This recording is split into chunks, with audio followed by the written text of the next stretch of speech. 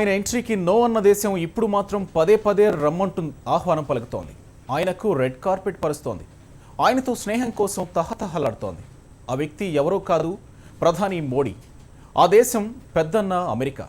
ప్రధాని మోడీ కాగానే అగ్రరాజ్యం వైఖరిలో ఎందుకు ఇంతలా మార్పు వచ్చింది? ఈ ప్రేమ వెనకున్న రహస్యం ఏంటి? ఇది మోడీ గుజరాత్ సీఎంగా ఉన్న నాటి మాట. 2002 గోద్రా అల్లర్లను కారణంగా చూపించి అమెరికా మోడీకి వీసా నిరాకరించింది. దాదాపు 10 ఏళ్ల పాటు అమెరికాలో ప్రవేశించకుండా నిషేధం విధించింది. దౌత్య వీసానే కాదు, ఆఖరికి టూరిస్టు వీసా కూడా ఇవ్వడానికి నో అంది. మోడీ అంటేనే ఓ శత్రువుగా భావించింది అగ్రరాజ్యం.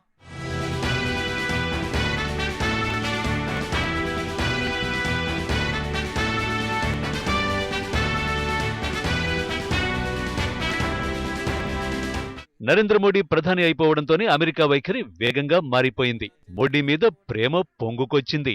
గతంలో మోడీకి వీసా ఇవ్వడానికి కూడా అంగీకరించని అమెరికా ప్రభుత్వం ఇప్పుడు వైట్ హౌస్ లో ఆతిథ్యం ఇవ్వడానికి తెగ ఉత్సాహపడుతోంది. ఈ 2 ఏళ్లలో అమెరికా తీరులో వచ్చిన మార్పే ఇందుకు నిదర్శనం.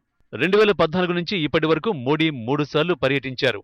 4వసారి అక్కడ అడుగు పెట్టబోతున్నారు. అలాగే అమెరికా అధ్యక్షుడు ఒబామాతో మన ప్రధాని ఇప్పటికి 6 సార్లు వివిధ సందర్భాల్లో భేటీ అయ్యారు. ఇప్పుడు జరగబోయే సమావేశం 7వది. దీన్ని బట్టే అర్థమవుతోంది మోడీ అన్నా, భారత్ అన్నా అమెరికా ఎంత ప్రాధాన్యమిస్తోందో.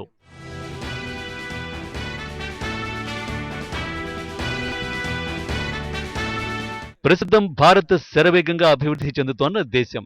బలమైన ఆర్థిక శక్తి. రాజకీయంగా కూడా అమెరికాకు ఇండియా ప్రాధాన్య దేశం. ఆర్థికంగా అభివృద్ధి చెందుతోన్న ప్రపంచంలో ఇండియా పాత్ర ముఖ్యమైంది. దీంతో భారత్తో సంబంధాలు అమెరికాకు ఎంతో కీలకంగా మారాయి. అలాగే ప్రస్తుతం అమెరికాకి ప్రధాన పోటీ చైనా. ఆర్థికంగా, రాజకీయంగా చైనా దూకుడుకు అడ్డుకట్ట వేయాలంటే ఇండియాని వ్యూహాత్మక భాగస్వామి చేసుకోవడం అమెరికాకు అవసరం. అందుకే ప్రధానితో స్నేహం కోసం అమెరికా ఆరాటపడుతోంది.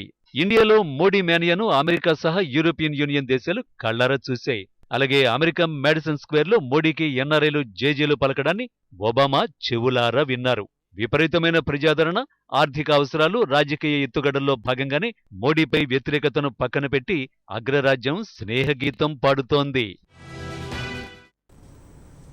మోడీ 2